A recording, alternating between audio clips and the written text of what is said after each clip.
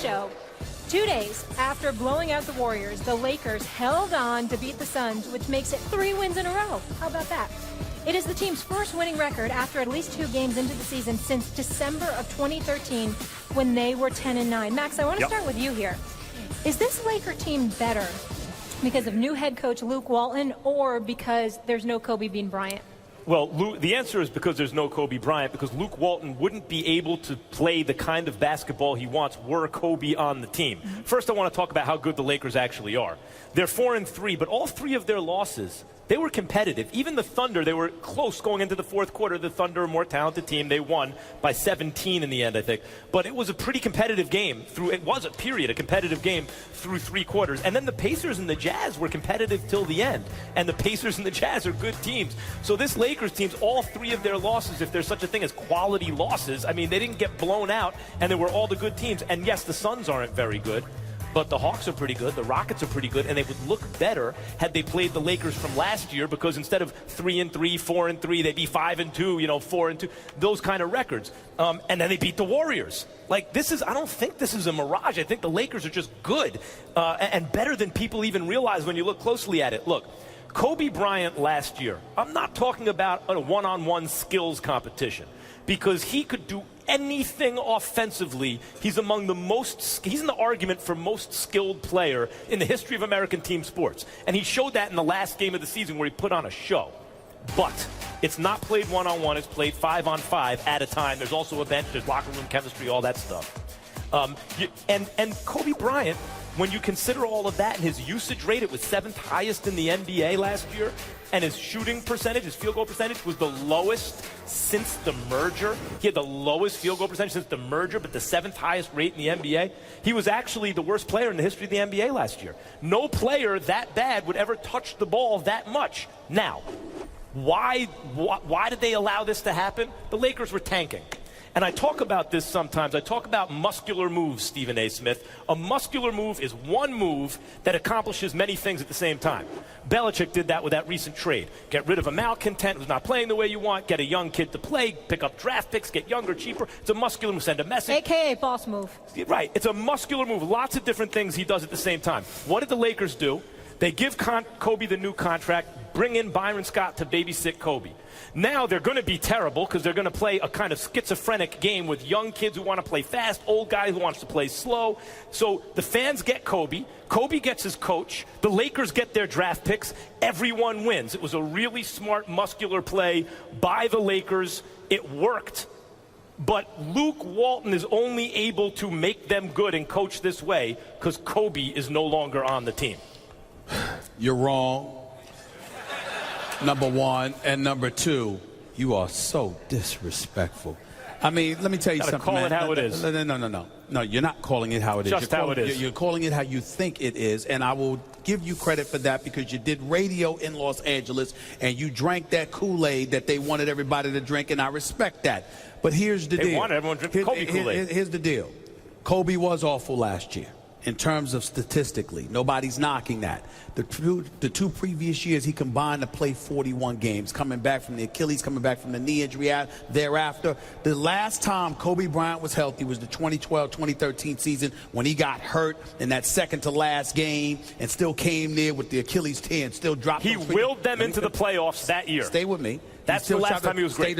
He dropped 27. He averaged 46% shooting from the field. He averaged 27 that season. I get all of that.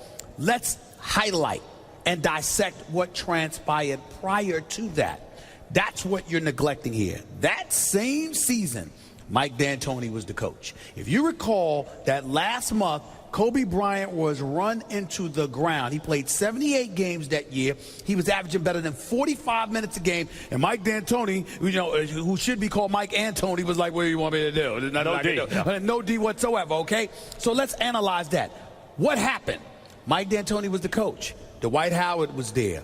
Dwight Howard wanted Phil Jackson.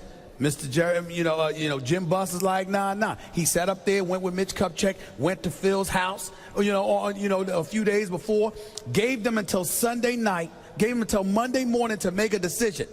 And when Phil was in the throes of making a decision to return to the Los Angeles Lakers, Like a thief in the night, Jim Buss went and hired Mike D'Antoni to be the coach for the Los Angeles. It has everything. Let me explain. Because what happened is that's where the precipitous fall took place. So everything that you exposed Kobe to, what did he have to work with? Now, see, that's how I look at it. As a basketball player at his age, with the level of attrition that he had to endure, you're giving him that to work with. You clearly made the decision. We're not going anywhere. We're essentially tanking season. Let's protect our pick. You. We want to protect our pick. We want to use you to lure people through the turnstiles. They used Kobe Bryant as a prop. Whoa. Yes, that's a mischaracterization. I'm sorry. And in fairness to the Lakers, I am sure they would adamantly agree with you. I would adamantly tell them to their face, I don't give a damn. They know exactly where I stand. I have said this about the Lakers on many occasions, Max. It's not that you're wrong that they use Kobe to get through, but it's Kobe.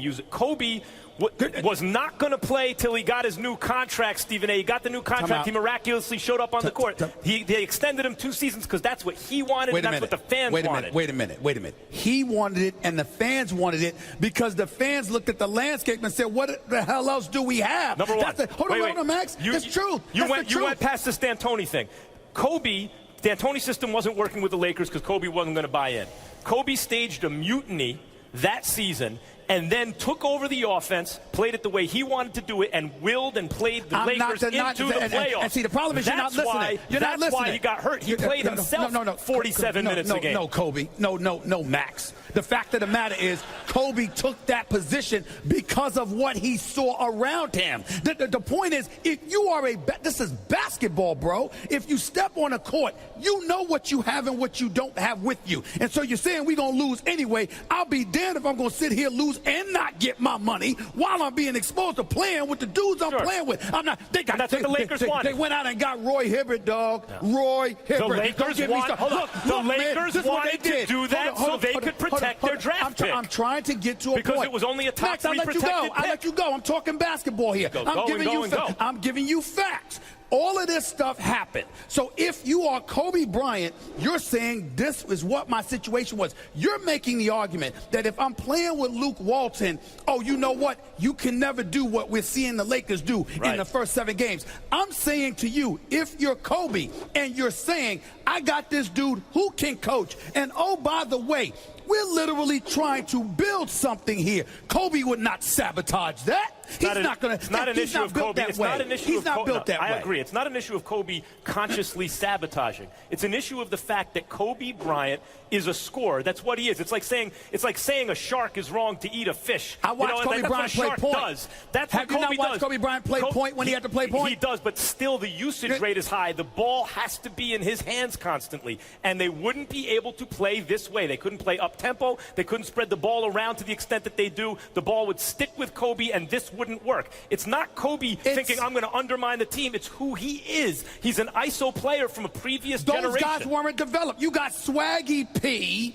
and Nick, Nick Young and these boys. They're literally going like this. Yo, they're celebrating after losing 15 straight games. They're good this year, Stephen A. Now, but what I'm saying, what I'm saying to you is, if Kobe were playing with dudes that had the right mentality, with an organization that clearly made the right decision in hiring Luke Walton. They clearly made the right decision. But if that was something that happened earlier while Kobe was there, I am simply making the case Kobe Bryant would not have sabotaged that. He would not have done that. This is what I'm saying. That's not him. He's not built that way. If your argument is that the Lakers wanted to be bad while Kobe drew fans in, I would argue the answer is yes. But Kobe also knew there were going to be fans and they were going to be bad and he was going to be used in that way. And he went along with it too. And no, this team would not be 4-3 if Kobe was around Charleston, right now. are we not entertained?